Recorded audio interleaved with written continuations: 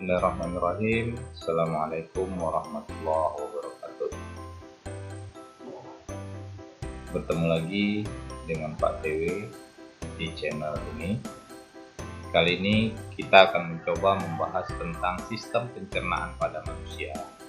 Nah, beberapa pokok bahasan yang akan kita bahas adalah tentang nutrisi, kemudian struktur dan fungsi sistem pencernaan, serta gangguan pada sistem pencernaan. Namun, sebelum kita lanjutkan pembahasan pada materi kali ini, silahkan untuk terlebih dahulu menekan tombol subscribe, lalu like, komen, dan share, serta jangan lupa aktifkan lonceng notifikasinya agar kita dapat menimba ilmu pengetahuan dari channel ini. Terima kasih.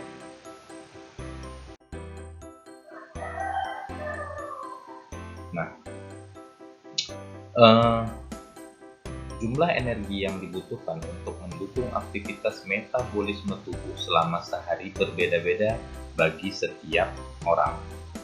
Beberapa faktor yang mempengaruhi kebutuhan energi seseorang diantaranya adalah usia, jenis kelamin, serta aktivitas yang dilakukan.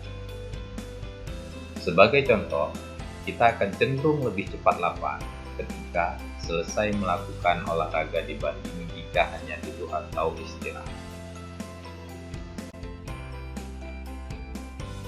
Nah, makanan yang dikonsumsi seharusnya tidak hanya sekedar mengenyangkan, tapi harus mengandung nutrisi atau gizi.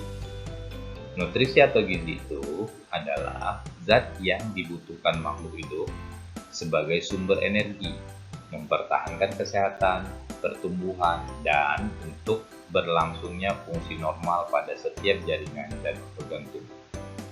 Makanan yang dikonsumsi sehari-hari harus mengandung 6 jenis nutrisi, yaitu karbohidrat, lemak, protein, vitamin, mineral, dan air.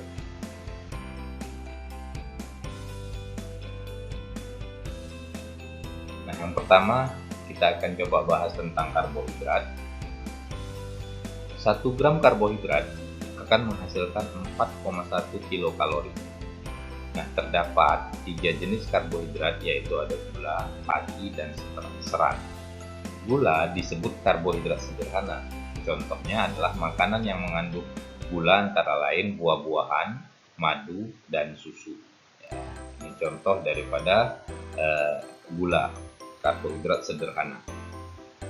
Kemudian 2 jenis karbohidrat lainnya, yaitu pati dan serat, disebut karbohidrat kompleks. Pati dapat ditemukan pada umbi-umbian seperti kentang dan makanan yang terbuat dari biji-bijian. Serat seperti selulosa ditemukan di dinding sel tumbuhan.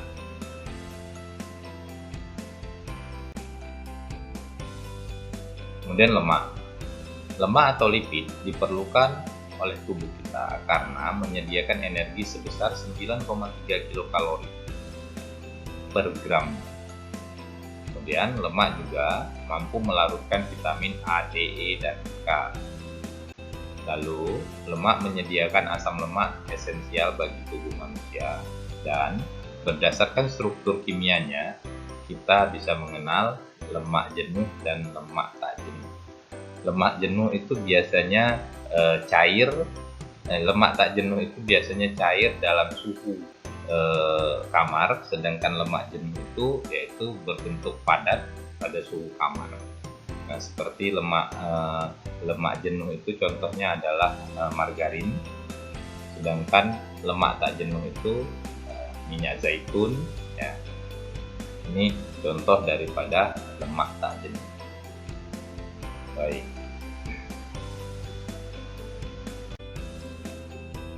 Kemudian yang berikutnya adalah protein.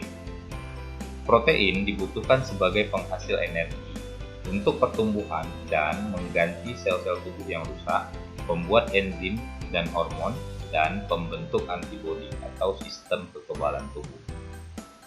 Bahan makanan yang mengandung protein hewani antara lain ada daging, ikan, telur, susu, dan keju. Sedangkan bahan makanan yang mengandung protein nabati adalah kacang kedelai, kacang hijau, dan kacang-kacangan lainnya. Jadi, Proteinnya itu ada dua macam, ada yang berasal dari hewan disebut dengan protein hewani, dan ada yang berasal dari tumbuhan yang disebut dengan protein nabati. Kemudian vitamin. Vitamin diperlukan untuk mengatur fungsi tubuh dan mencegah beberapa penyakit. Vitamin dikelompokkan menjadi dua, yaitu vitamin yang larut dalam air, yaitu vitamin B dan C, dan vitamin yang larut dalam lemak, yaitu vitamin A, D, E, dan K. Nah, kemudian ada vitamin D, ya, dapat terbentuk ketika kulit terkena sinar matahari, karena di dalam tubuh ada provitamin D. Ya, jadi vitamin D ini bisa kita dapatkan apabila provitamin D berubah menjadi vitamin D dengan bantuan sinar matahari.